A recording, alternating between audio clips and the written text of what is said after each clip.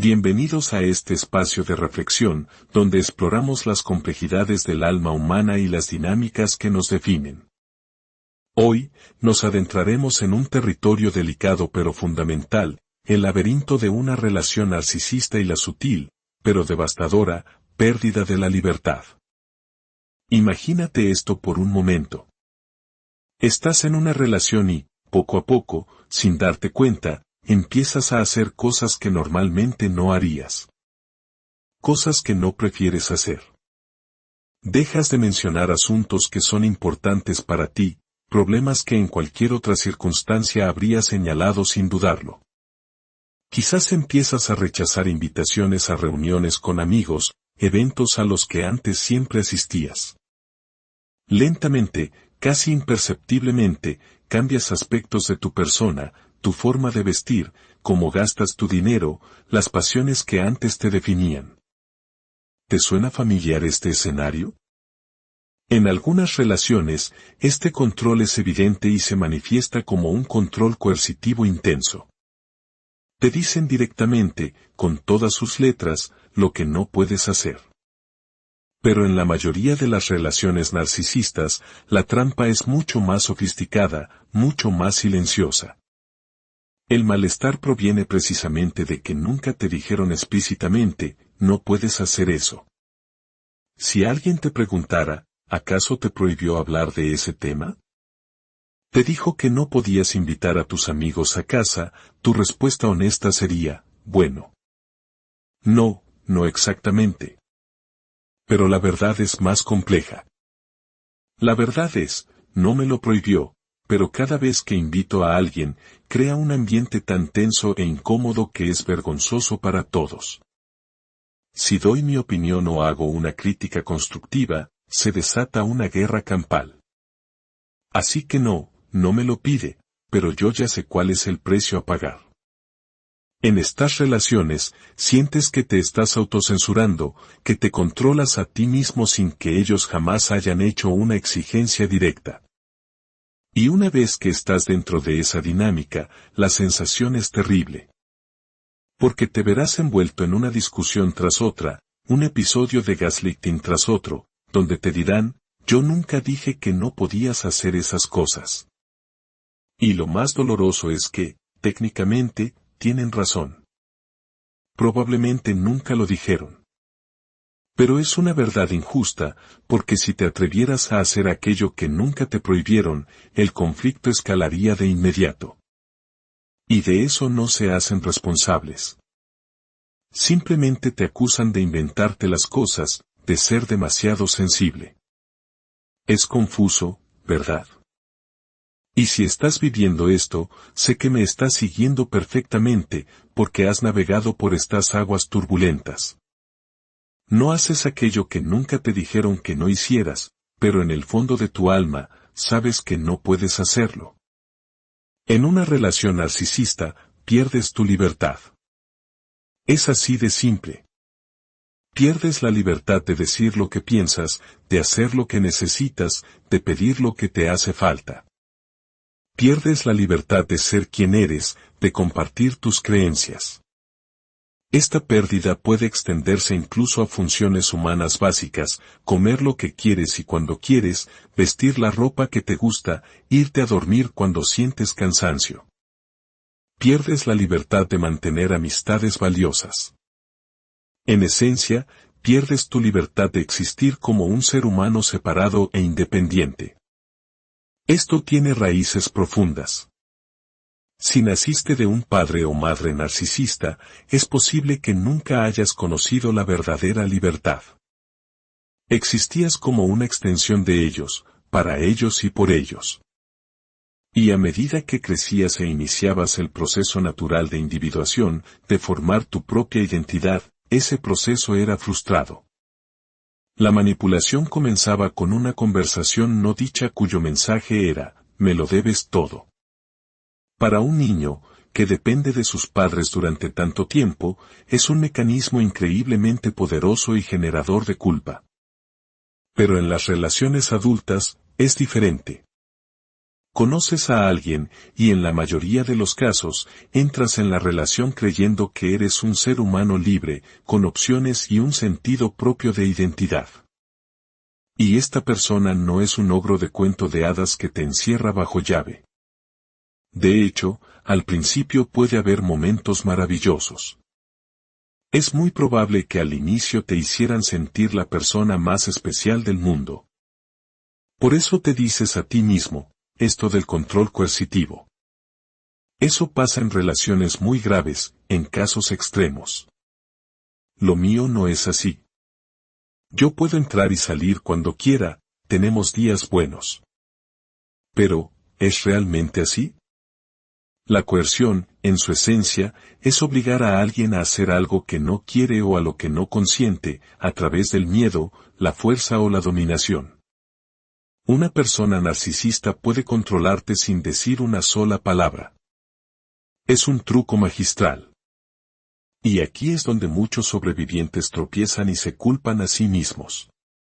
Dicen cosas como, nunca dije que no, nunca intenté irme, acepté los regalos que me ofrecía, no expresé mis preocupaciones. Pero todos esos peros deben sopesarse frente a la alternativa, el miedo a las ramificaciones de hablar, de actuar, de ser tú mismo. El gran error que cometemos al hablar de estas experiencias es insistir en la palabra elección. Cuando la coerción y el comportamiento narcisista forman parte del panorama, ya no se trata de elecciones voluntarias. Cada acción que tomas está motivada por el deseo de evitar el miedo. Y eso es algo completamente diferente. La elección se basa en la libertad y la seguridad. La coerción se basa en ceder ante algo porque sientes que no tienes otras opciones viables. Decirle a alguien que tiene la elección entre aguantar el abuso o arriesgarse a perder la custodia de sus hijos, no tener un lugar donde vivir, enfrentar la violencia física o, incluso, soportar un tratamiento de silencio durante una semana entera. Eso no es una elección. Es elegir la opción menos dañina, la que se siente como algo a evitar a toda costa. La coerción funciona sobre la base del miedo. En los casos más severos, los miedos son claros, la amenaza de violencia, de perder tu hogar, tu seguridad económica, o la amenaza de que dañarán a tus hijos o mascotas. Pero en la mayoría de las relaciones narcisistas, los miedos son más sutiles. Son los miedos que te llevan a reprimirte. Pregúntate, ¿cuál es tu miedo si decidieras hacer esas cosas que sabes que no debes hacer? En la mayoría de los casos, es el miedo a una pelea. El miedo al abandono. El miedo a un día entero perdido en discusiones sin sentido. El miedo a la incomodidad aplastante del tratamiento de silencio. El miedo a que hablen mal de ti a otras personas. El miedo a su ira. El miedo a arruinar el día, la semana o el mes de tus hijos. El miedo a otra discusión confusa que te haga dudar de tu propia cordura.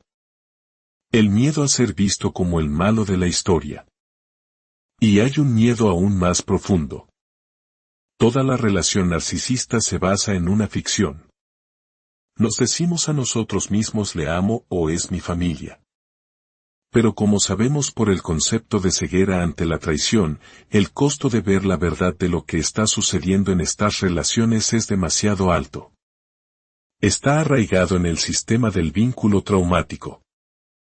Es esa conciencia latente de que si nos mostramos tal como somos, si pedimos lo que necesitamos, su verdadera naturaleza se revelará por completo.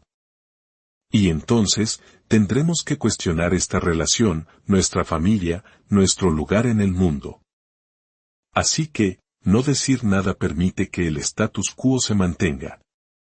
Y aunque no es una elección consciente, es su propia forma de coerción. Esta pérdida de libertad, esta coerción crónica, es el núcleo de la relación narcisista.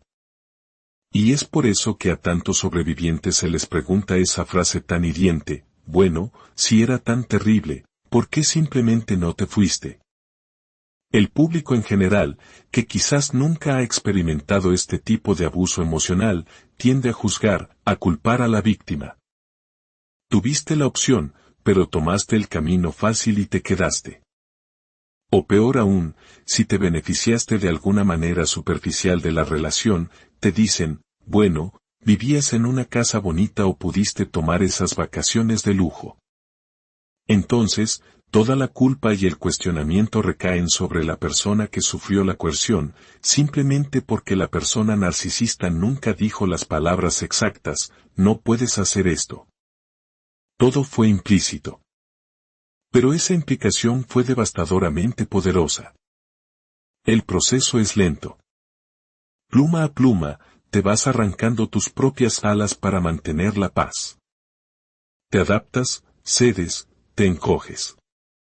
Y francamente, nunca es suficiente. Al final, todo se convierte en un juego de poder que ellos ejercen. Un día, simplemente te encuentras cediendo a la coerción sin siquiera pensarlo. Nuestro ceder se vuelve codificado, arraigado, un reflejo. Y entonces nos sentimos perdidos y nos culpamos también por eso. Nos culpamos por habernos perdido a nosotros mismos en el camino. Pero debemos reconocer que nuestra rendición, nuestra renuncia a la libertad, casi nunca fue solicitada directamente. Fue implícita. Lo que luego lleva a más críticas y gaslighting, ese es un problema tuyo. Imagina que cancelas planes con tus amigos porque tu pareja dijo que saldrían a cenar. No se lo mencionas, porque sabes que ni siquiera puedes sacar el tema. Y luego, en el último minuto, deciden que ya no quieren salir. Si te atreves a expresar tu decepción, te dirán, oye, yo nunca te dije que cancelaras con tus amigos. Y tienen razón, no lo hicieron. Ahí es cuando las discusiones se vuelven imposibles. En estas relaciones, sientes que estás intentando construir un caso para convencerte a ti mismo de lo que pasó, pero sin pruebas concretas. Por eso es tan difícil para los sobrevivientes obtener apoyo, incluso de profesionales de la salud mental.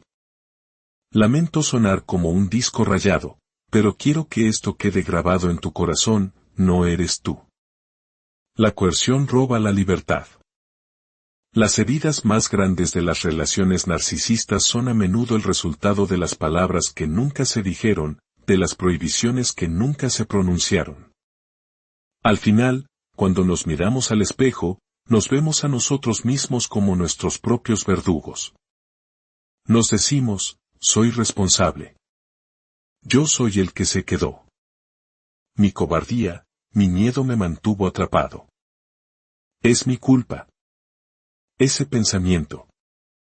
Ese es el himno de cada sobreviviente. Asumes toda la responsabilidad, y así, la persona narcisista no tiene que asumir ninguna. Si este mensaje te ha ayudado a comprender algo importante, si ha puesto palabras a un sentimiento que no podías nombrar, compártelo. Podrías estar ofreciendo una luz a alguien que la necesita desesperadamente en su propia oscuridad. Reconocer la verdad es el primer paso para reclamar la libertad que te fue arrebatada. No estás solo.